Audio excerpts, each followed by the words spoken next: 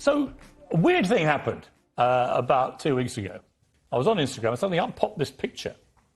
And it was you with a friend of mine, Cristiano Ronaldo, the football genius, greatest player to ever play the game as far as I'm concerned. And you'd been to see him just privately. And he was saying how great it was that he'd met you and you'd gone there.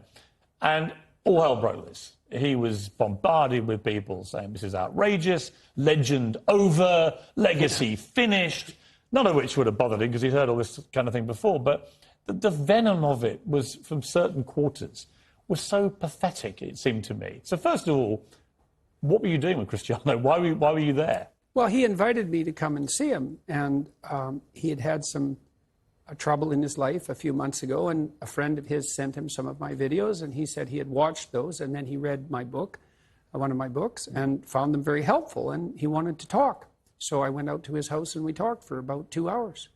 And he showed me all his equipment for keeping himself in tip-top condition, and we talked a bit about his companies, but mostly we talked about what he wanted in the future and some of the obstacles that he's facing while pursuing that. And so we had a strategic conversation, I would say, for about, on those topics for about 90 minutes. Were you, in a way, were you the Ted Lasso figure in his life? Well, that's what it felt like. He didn't realise he was missing? Yeah. Well, I think maybe he did realise that he was missing it because he seemed to have found it to some degree in those lectures. And so, and I always like to hear not only what people are up to, but what they want. And one of the things I loved about my clinical practice, which was very much predicated on this, like, well, you're miserable, let's say, and not to say that he was, because he has a good life in many ways, but if you could envision a path forward out of your misery, let's say, to somewhere better, what would that look like? And it's not a question people ask themselves with enough depth. And then, having developed that vision, what are the strategies that might be put in place to make that more likely? And again, not in a manipulative way, but if you had to conduct yourself in the proper manner to bring about this desirable end, or at least to move towards it, how would you organize your behavior? When someone like Cristiano, who, you know, we know what the personal problem was, he'd lost a baby, he and his partner was incredibly sad for him. And professionally, after that, a lot of turmoil as to whether he was going to stay at his club and so on and so on.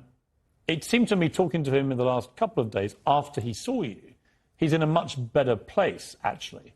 That's what happens when you hang out with a reprobate like me. Yes, but really interesting to me that so you and he both got criticised for just seeing each other, but actually it was clearly very helpful to him. Well, I hope so. That would be lovely if it was true. It's a weird position, isn't it? There's you, Dr. Jordan Peterson, this guy that comes out of Canada, lecturing students, and then you're at the home of the greatest football player of all time, and you're genuinely helping him. I mean, Ronaldo is known as one of the most mentally strong athletes has ever been. Yeah, right. Not just physically, but mentally strong. And yet he needed someone like you to help him. I find that really fascinating. Well, I don't know if he needed me because he's a pretty competent guy, but you know, you can always, and this is something that very competent people do, you can always improve on the edge, you know? And so his life is very well put together, and he had some trouble, but people do, but we talked a lot about what he wanted, how he wanted his career to end in the most graceful possible manner, and how that might be optimized. And so I hope you told him to sign for Arsenal in the January transfer window. Did you, Jordan? No, I didn't give him. I try not to give people advice.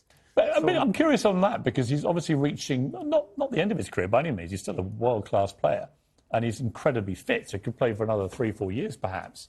But what is an end game for someone who's achieved everything in the game?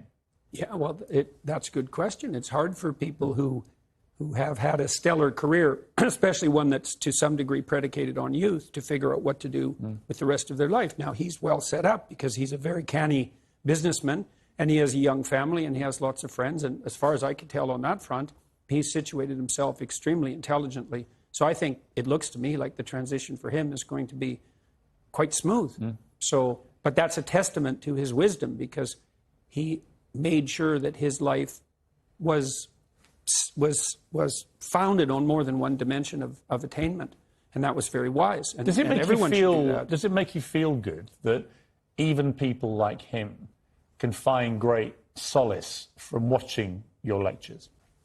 Well, all that makes me feel good. I mean, I do think that This is part of the reason I keep going on these lecture tours, is that it seems to be doing people good. So let me ask you about